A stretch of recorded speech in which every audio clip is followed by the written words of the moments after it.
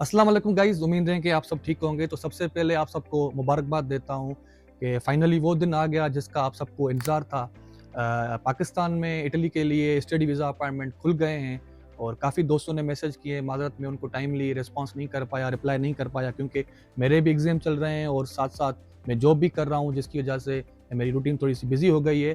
तो इस वीडियो में आपको ये बताऊँगा कि कुछ गलतियाँ हैं जो आपने एंड टाइम में बिल्कुल नहीं करी, ख़ास करके उस मंथ में जिस मंथ में आपने वीज़ा फाइल करवाना है।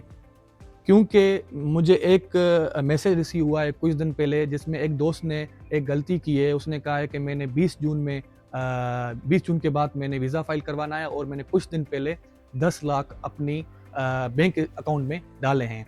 तो ये चीज़ लाज़मी नोट करना, और कोशिश मैं करूँगा कि आपको आसान लफ्ज़ों में समझाऊँ और मिसाल देके समझाऊँ ताकि आपको समझ आ जाए। क्योंकि मैं हमेशा कहता हूँ, इटली के लिए अगर आपको आना है, उसके लिए एडमिशन लेना कोई बड़ी बात नहीं। मेन होती है इटली के लिए वीज़ा, जो बहुत मुश्किल से मिलती है। काफ़ी स्टूडेंट्स की वीज़ा ही रिजेक्ट होती है, तो इसका ख़ास ख़्याल रखना है ताकि आपकी वीज़ा लग जाए। तो सबसे पहले ये चीज़ नोट करनी है कि जिस मंथ में आपने वीज़ा फाइल करवाना है, तो उस मंथ में कोई भी बड़ा अमाउंट अपनी बैंक अकाउंट में नहीं डालने। लाखों की तादाद में बिल्कुल नहीं हो, हज़ारों की तादाद में आप कर सकते हैं, वो भी 50,000 से कम हो। फॉर एग्ज़ाम्पल 5,000, 10,000, 20,000 या 1,000 भी कर सकते हैं।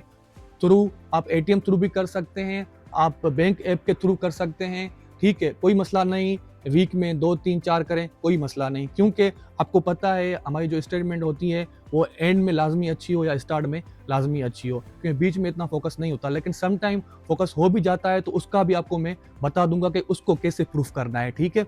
बाकी आपका जो है मेंटेनेंस सर्टिफिकेट होता है, उसमें आपकी सारी चीज़ें जो है ना लिखी होती हैं। अब आते हैं कि जो आप अब एक तो हो गया जो एंड टाइम में आपने बड़ा अमाउंट नहीं डालना। अब कुछ दोस्त पूछते हैं कि भाई हमने बीच में 15 लाख डाले हैं, तो उसको हम कैसे प्रूफ करें। सबसे पहले मैं हमेशा कहता हूँ, इटली के लिए बैंक स्टेटमेंट सबसे मेन चीज़ है। बैंक स्टेटमेंट अभी मेरे ख्याल से 32 लाख हो गई है, तो कोशिश कोशिश ये करना 32 लाख प्लस करना या 30 प्लस करना, ठीक है, लाजमी है। और 6 मंथ की बैंक स्टेटमेंट हो तो बेहतर है, सबसे अच्छी आपकी जो है ना बैंक स्टेटमेंट जाएगी तब। अब एक होगी कि बैंक स्टेटमेंट, दूसरा आपका जो होता है वो आता है टैक्स रिटर्न, जो कि एफबीआर में आप टैक्स पे करते हैं, ठीक है। आप आपने जो बैंक स्टेटमेंट में पैसे डालने हैं वो आपने प्रूफ करने होते हैं टैक्स रिटर्न के थ्रू, ठीक है। अब मैं एग्जांपल दे रहा हूँ, 15 लाख जो आपने बीच में 3 मंथ पहले डाले वो कहाँ से आए। मैं एग्जांपल आपको ये दे रहा हूँ, अपना दे रहा हूँ कि हमारा फॉर एग्जांपल हर किसी का कारोबार होता है, बिजनेस होता है। हमारा कारोबार, मैं आपको एग्जांपल दे रहा हूँ कि एग्रीकल्चर का कारोबार है फॉर एग्जांपल।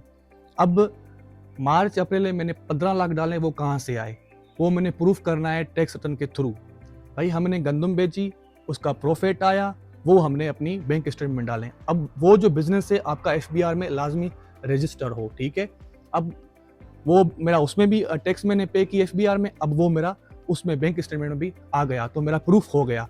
और इससे अब एक्स्ट्रा अगर जो प्रूफ करना चाहते हैं, तो हमारे बिल इनवॉइसेस होते हैं, जिसको हम रसीट्स कहते हैं, जिसको हम अपने लहजे में रिसिप्ट भी कहते हैं, तो वो आप दे सकते हैं। अब कुछ दोस्त पूछेंगे भाई हमारा जो बिल इनवॉइसेस हैं वो सिंधी या उर्दू लैंग्वेज में है, वो हम कैसे दें। तो जो ओरिजिनल है उसके साथ आप ट्रांसलेट इंग्लिश में करवा के आप वो भी दे सकते हैं, वो एक्स्ट्रा है अगर आपको और फाइल स्ट्रॉन्ग करवाना है और प्रूफ देना है। तो उम्मीद है आप ये समझ गए होंगे। मैं लास्ट में भी यही कहूँगा कि बैंक स्टेटमेंट अपनी अच्छी बनाएं और उसके साथ टैक्स रिटर्न जो तमाम लाजमी होते हैं। एक दोस्त का लास्ट टाइम मुझे मैसेज आया कि मेरी बैंक स्टेटमेंट अच्छी थी, मेरी वीज़ा जो रिजेक्ट हुआ वो मेरा टैक्स रिटर्न के लिए जो है ना वो रिजेक्ट हुआ, क्योंकि मेरे उस वो सही नहीं बने हुए थे। बैंक स्टेटमेंट ज़्यादा थी, टैक्स रिटर्न मेरे कम लिखे हुए थे। तो कोशिश करना अपने जो है अपने टैक्स रिटर्न और बैंक स्टेटमेंट बहुत अच्छी बनवानी है।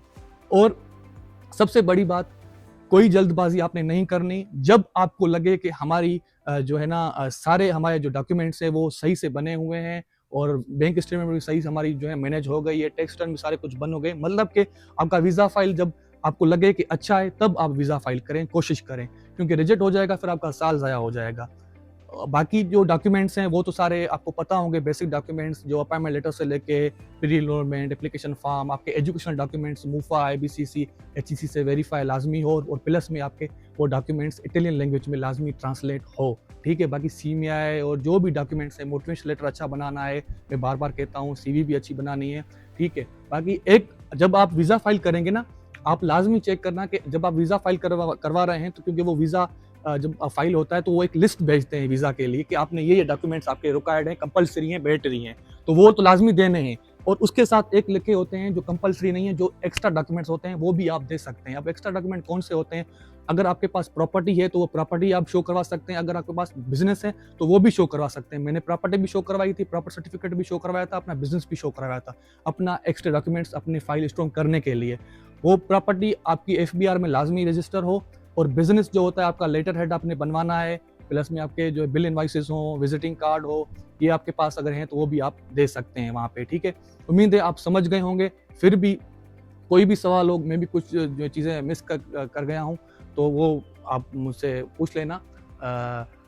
हाँ, ये है कि मैं फिर भी ये कहूँगा कि अभी सुनने में आया है कि कुछ ये चेंजिंग्स भी कर रहे हैं अपनी अपॉइंटमेंट में, वीज़ा अपॉइंटमेंट में चेंजिंग्स भी कर रहे हैं, तो कोशिश करें कि जल्दबाजी ना करें।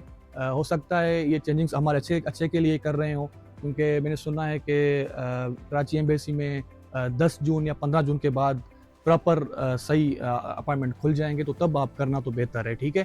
बाकी कोई भी सवाल हो तो मेरे इंस्टाग्राम आसिफ जांडू के नाम से हैं, वहाँ पे आप कर सकते हैं, और कहूँगा कि मेरा यूट्यूब चैनल ए अब्रोड लाइफ के नाम से है, आप उसको भी सब्सक्राइब कर सकते हैं, लाइक कर सकते हैं, ताकि मज़ीद इन्फॉर्मेशन मैं वहाँ पे अपलोड करता हूँ, आप वो भी देख सकते हैं।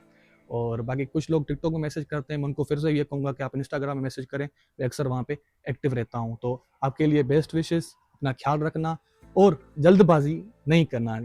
जाते-जाते मैं ये कहूँगा कि जल्दबाज़ी बिल्कुल नहीं करनी। आराम से आप आएँ, आप लेट भी आते हैं तो कोई मसला नहीं है, लेकिन आपकी वीज़ा लाज़मी हो तो तब आएँगे, जब आप वीज़ा लगेंगे आप तब भी आ सकते हैं। तो अपना ख़्याल रखना, मिलते हैं नेक्स्ट वीडियो में, खुदा हाफ़िज़।